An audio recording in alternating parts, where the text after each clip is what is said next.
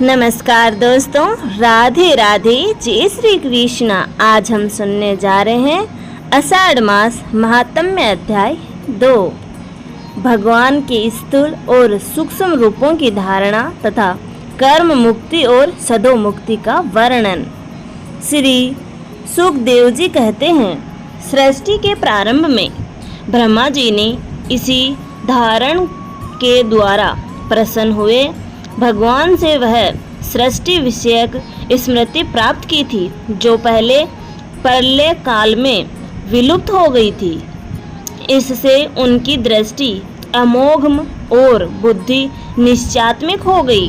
तब उन्होंने इस जगत को वैसे ही रचा जैसे कि यह प्रलय के पहले था। वेदों की वर्णन शैली ही इस प्रकार की है कि लोगों की बुद्धि स्वर्ग आदि निरर्थक नामों के फेर में फंस जाती है। जीव वहाँ सुखी वासना में स्वप्न सा देखता हुआ भटकने लगता है, किंतु उन मायामय लोकों में कहीं भी उसे सच्चे सुख की प्राप्ति नहीं होती है। इसलिए विद्वान पुरुषों को चाहिए कि वह विविध नाम वाले पदार्थों से उतना ही व्यवहार करें जितना प्रयोजनीय हो। अपनी बुद्धि को उनकी निस्सारता के निश्चय से परिपूर्ण रखें और एक क्षण के लिए भी असावधान न हो। यदि संसार के पदार्थ प्रारब्धवश बिना परिश्रम के यूं ही मिल जाए, तब उनके उपार्जन का परिश्रम व्यर्थ समझकर उनके लिए कोई प्रयत्न न करें। सत्याम शीतोम किम कश्यपो प्रयासे बाहो सौ सिद्धे हुम प्रवणम किम।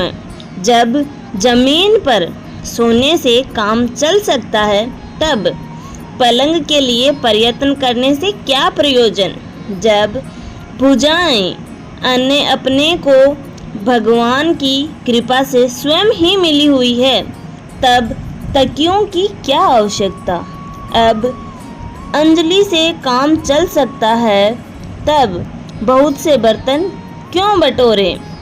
वृक्ष की छाल पहनकर या वस्त्रहीन रहकर भी यदि जीवन धारण किया जा सकता है, तो वस्त्रों की क्या आवश्यकता। पहनने को क्या रास्तों में चिथड़े नहीं हैं। भूख लगने पर दूसरों के लिए ही शरीर धारण करने वाले वृक्ष क्या फल फूल की भिक्षा नहीं देते। जल चाहने वालों के लिए नदियाँ क्या बिल्कुल सूखी गई है। रहने के लिए क्या पहाड़ों की गुफाएं बंद कर दी गई है। अरे भाई, यह सब न सही। क्या भगवान भी अपने शरणगतों की रक्षा नहीं करते। ऐसी स्थिति में बुद्धिमान लोग भी धन के नशे में चूर घमंडी धनियों की चापलूसी क्यों करते हैं। इस प्रकार विरक्त हो जाने पर अपने हृदय में नित्य विराजमान सवतर सिद्ध आत्मस्वरूप परम प्रियतम परम सत्य जो अनंत भगवान हैं, बड़े प्रेम और आनंद से दृढ़ निश्चय करके उन्हीं का भजन करें, क्योंकि उनके भजन से जन्म मृत्यु के चक्कर में डालने वाले अज्ञान का नाश हो जाता है। पशुओं की बात तो अलग है, परंतु मनुष्यों में भला ऐसा कौन है जो लोगों को इस संसार रूपी वैतरणी नदी में गिरकर अपने कर्मजन्य दुखों को भोगते हुए देखकर भी भगवान का मंगलमय चिंतन नहीं करेगा। इन असत विषय भोगों में ही अपने चित्त को भटकने देगा। कोई कोई साधक अपने शरीर के भीतर हृदयाकाश में विराजमान भगवान के प्रादेश मात्र स्वरूप की धारणा करते हैं। वे ऐसा ध्यान करते हैं कि भगवान की चार भुजाओं में शंख चक्र गदा और पद्म है। उनके मुख पर प्रसन्नता झलक रही है। कमल के समान विशाल और कोमल नेत्र हैं। कदम के पुष्प की केसर के समान पीला वस्त्र धारण किए हुए हैं। भुजाओं में श्रेष्ठ रत्नों से जड़े हुए सोने के बाजूबंद शोभायमान है। सिर पर बड़ा ही सुंदर मुकुट और कानों में कुंडल है, जिनमें जड़े हुए बहुमूल्य रत्न जगमगा रहे हैं। उनके चरण कमल योगेश्वरों के खिले हुए हृदय कमल की कर्णिका पर विराजित है। उनके हृदय पर श्रीवत्स का चिन्ह एक सुनहरी रेखा है। गले में कौस्तुभमणि लटक रही है। वक्ष स्थल कभी न कुमलाने वाली वनमाला से घिरा हुआ है। वे कमर में करधनी, उंगलियों में बहुमूल्य अंगूठी, चरणों में नूपुर और हाथों में कंगन आदि आभूषण धारण किए हुए हैं। उनके बाल की लटें बहुत चिकनी, निर्मल, घुंघराली और नीली है। उनका मुख कमल मंद मंद मुस्काने से खिल रहा है। लीलापूर्ण उन्मुक्त हास्य और चितवन से शोभायमान बाहों के द्वारा वे भक्तजनों पर अत्यंत अनुग्रह की वर्षा कर रहे हैं। जब तक मन इस धारणा के द्वारा स्थिर न हो जाए, तब तक बार बार इन चिंतन स्वरूप भगवान को देखते रहने की चेष्टा करनी चाहिए।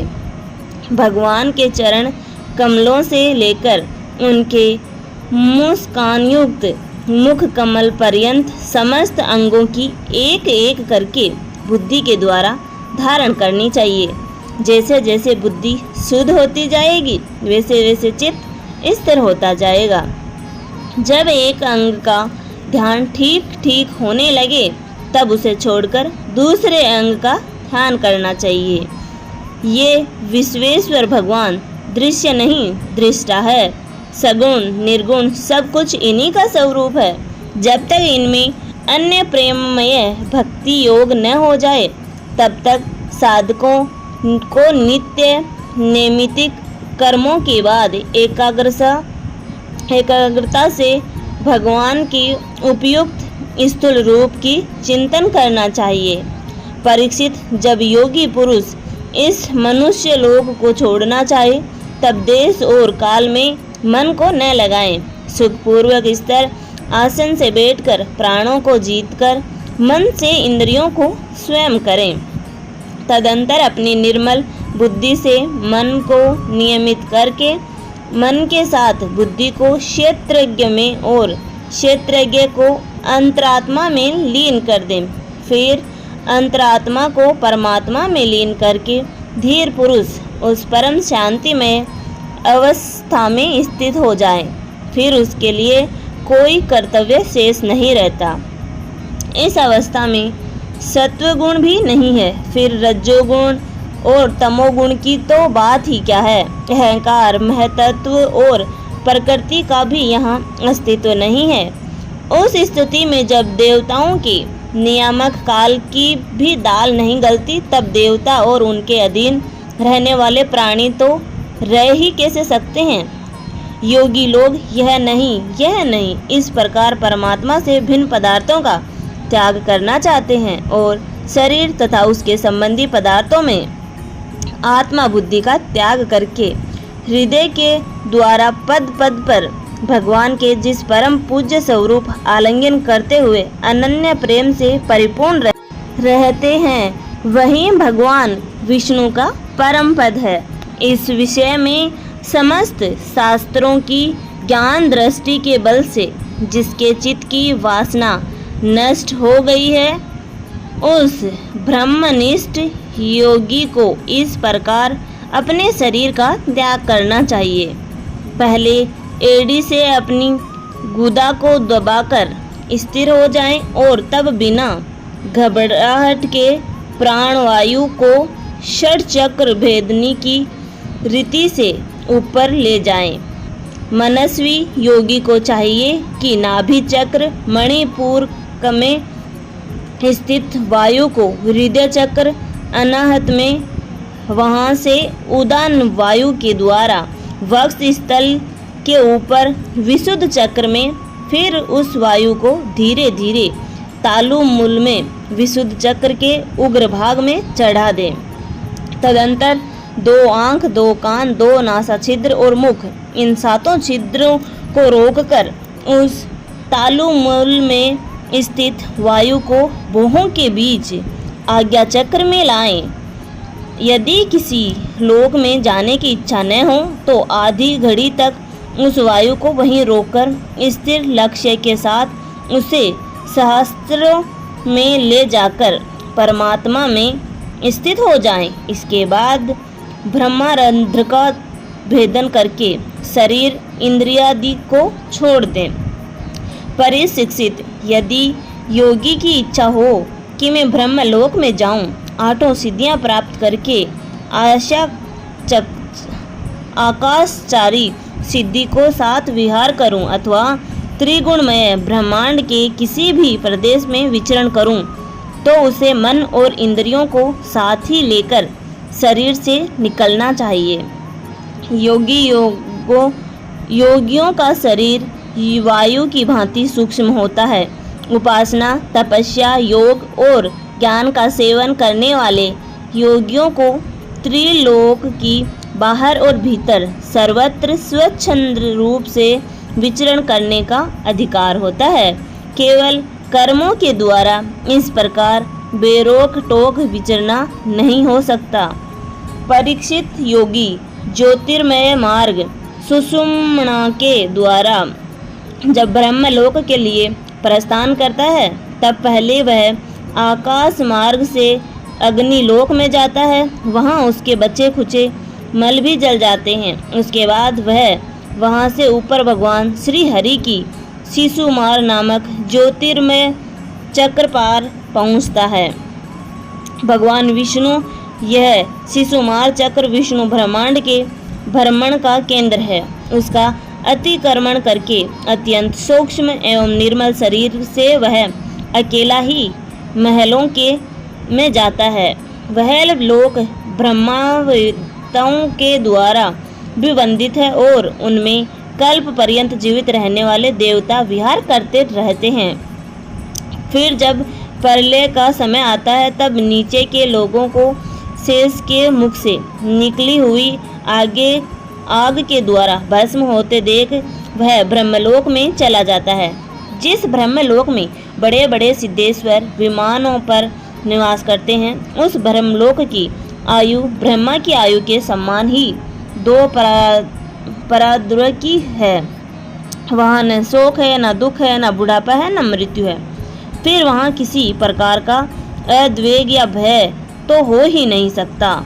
वहाँ यदि दुख है तो केवल एक बात का, यह कि इस परम पद को न जानने वाले लोगों जन्म मृत्यु में अत्यंत घोर संकटों को देखकर दयावश वहाँ के लोगों में उनमें बड़ी व्यथा होती है। सत्यलोक पहुँचने के पश्चात वह योगी निर्भय होकर अपने सूक्ष्म शरीर को पृथ्वी से मिला देता है और फिर उतावली न करते हुए 7 आवरण का भेदन करता है।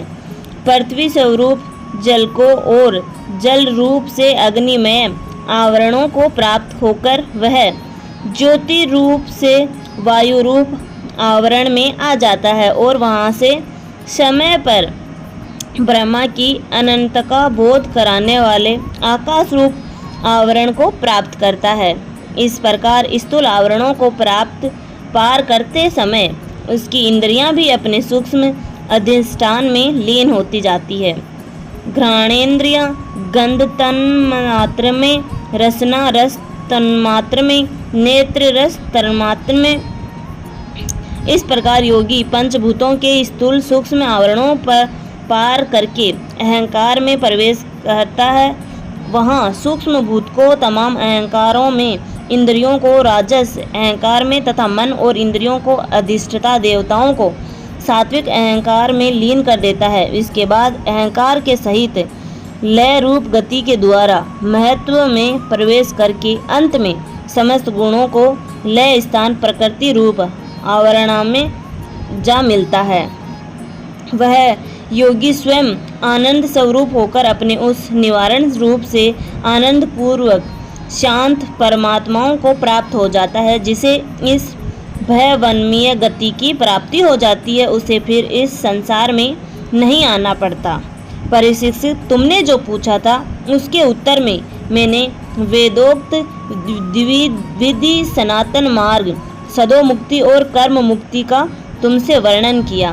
पहले ब्रह्मा जी ने भगवान वासुदेव की आराधना करके उनसे जब प्रश्न किया था, तब उन्होंने उत्तर में इन्हीं दोनों मार्गों की बात ब्रह्मा जी से कही थी। भगवान ब्रह्मा जी की कही हुई बात को मैंने समस्त चर अचर प्राणियों में से अनेक आत्मा रूप से भगवान श्री कृष्ण ही लक्षित होते हैं, क्योंकि वे तीन बुद्धि और दृश्य पदार्थ उनका आगमन कराने वाले लक्षण है। वे इन सबके साक्षी एकमात्र दृष्टा है। भगवान ब्राह्मणे एकाग्रचित्त होकर सारे वेदों को 3 बार अनुशील करके अपनी बुद्धि से यही निश्चय किया कि जिससे सर्वात्मा भगवान श्री कृष्ण प्रति अनन्य प्रेम प्राप्त हो, वही सर्वश्रेष्ठ धर्म है। परिशिक्षित, इसीलिए मनुष्यों को चाहिए कि सब समय और सभी स्थितियों में अपनी संपूर्ण शक्ति से भगवान श्री हरि की ही श्रवण कीर्तन और स्मरण करें।